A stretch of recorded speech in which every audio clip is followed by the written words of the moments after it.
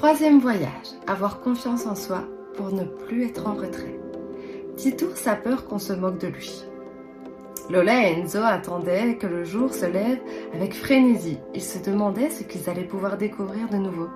Ils dévalèrent la vallée encore plus vite pour filer vers la chaumière. Ils avaient hâte de connaître le troisième pont. Une fois installés, ils regardaient Mirabella comme pour lui dire « Tu vois, on est prêt, raconte-nous la nouvelle lumière ». La sorcière souriait.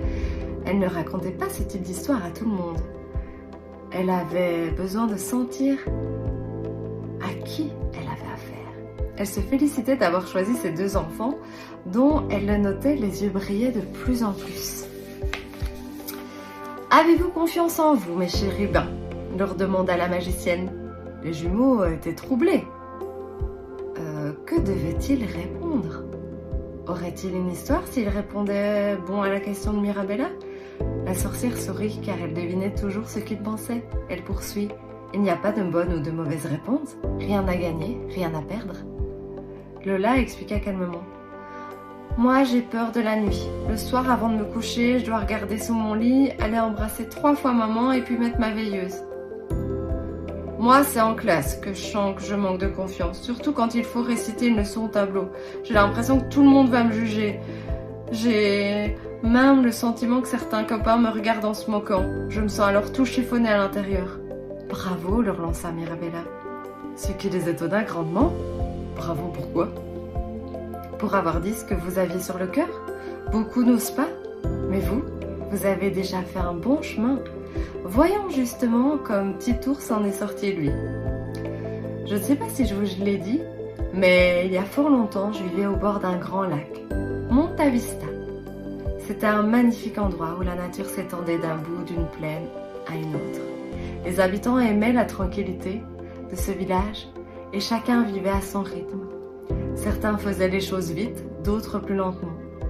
Il en allait de même pour les animaux. Les biches marchaient délicatement, posant minutieusement une patte après l'autre. Les aigles filaient à toute allure dans le ciel, tels des bolides. Chacun savait instinctivement ce qu'il devait faire. Dans cette région, il y avait de nombreux ours qui hibernaient dans les grottes autour des prairies. Personne n'osait les déranger en hiver, car tous savaient que les ours dormaient tranquillement pendant des semaines et qu'ils ne se réveillaient qu'au printemps pour chercher de quoi manger. Mais certains continuaient d'être au ralenti. C'était le cas de Titours, qui, ce printemps-là, regarda tous les ours sortir de leur grotte. Il les observa de loin, se rouler dans l'herbe, et les envia tous, en se disant qu'ils étaient bien mieux dans sa tanière.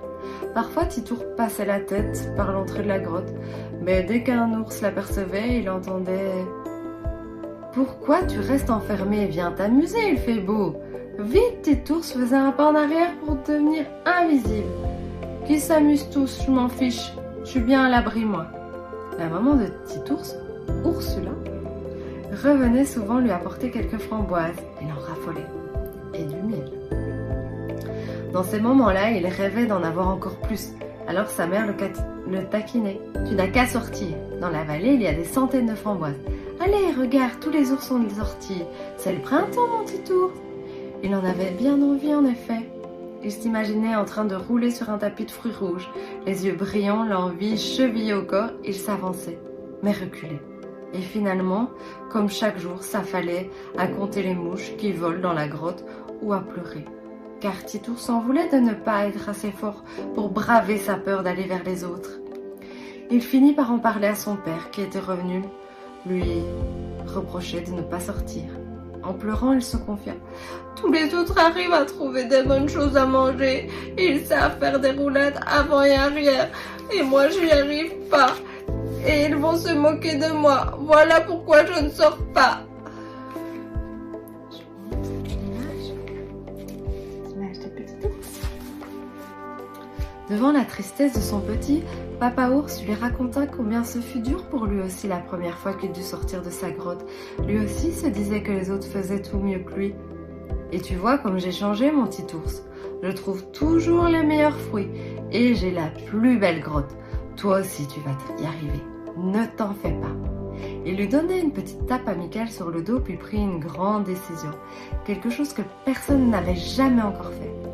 son père invita dans la grotte les ours de la région à venir déguster le meilleur miel qu'il avait niché. Tous étaient là, les vieux ours qui se déplaçaient doucement, les jeunes qui sautaient partout, du miel dégoulinant le long de leurs babines.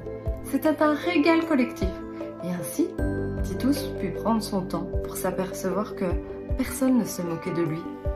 Le lendemain, Titus prit son courage à deux mains. Il faisait grand soleil ce jour-là, et l'herbe était plus verte que jamais. Son cœur battant, car il avait un peu peur encore, c'est normal, il s'avança dans la prairie, tout doucement. Puis en gambadant, en sautillant, en courant, il avait l'impression de voler dans les airs tellement c'était beau. Il n'en revenait pas lui-même d'avoir pu dépasser ses peurs et d'avoir réussi à sortir. Il se sentait grand, et aussi grand que son papa.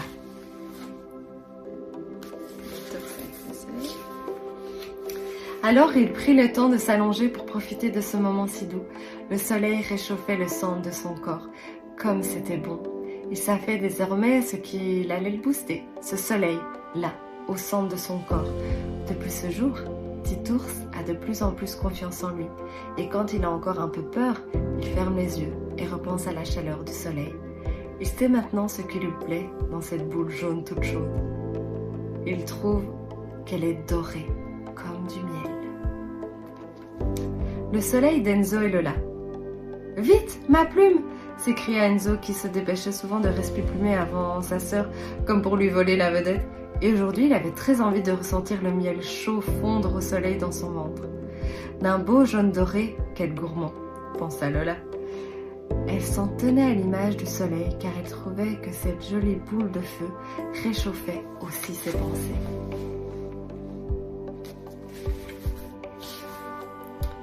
Mirabella rappela « Chacun fait comme il veut, laissez-vous porter par ce qui vous vient en premier. Si vous continuez à faire tourner ce soleil tout au centre de votre corps, vous sentirez que vous pouvez tout oser. Vous aurez de plus en plus confiance en vous. » Déjà, les jumeaux sentaient l'effet solaire et prenaient de l'assurance. Ils comprenaient pourquoi on l'appelait cette zone du corps plexus solaire, juste ici. En rentrant chez eux, ils avaient envie de le raconter à toute la famille et à leurs copains. Mais ils gardèrent toute cette belle expérience pour eux. Comment expliquer mieux que Mirabella ? Un jour, ils le raconteront. À ton tour maintenant. Prends ton temps, toi aussi, pour respirer tranquillement. Puis accueille la première image de soleil qui te vient, la toute première. Peut-être y aura-t-il aussi un peu de miel, comme pour Enzo, ou pas. Est-ce un joli soleil jaune pâle, ou alors tu vas pouvoir le faire briller, c'est sûr. Et sens combien ça chauffe. Peut-être qu'il y a quelque chose que tu as envie de faire, mais qui te demande du courage. Maintenant, toi aussi, tu vas avoir cette formidable capacité de savoir que tu peux y arriver. Plus tu repenseras à ce soleil au niveau de ton plexus solaire, plus il brillera à l'intérieur et plus tu augmenteras ton assurance. Alors, comme pour les autres fois, dessine ce soleil. Est-ce qu'il est grand, petit? Est-ce qu'il est lumineux? Est-ce qu'il brille? Est-ce qu'il a beaucoup de rayons? Ou très peu? Est-ce que c'est juste une boule? Vas-y, crée-le. Crée-le pour qu'il te donne confiance.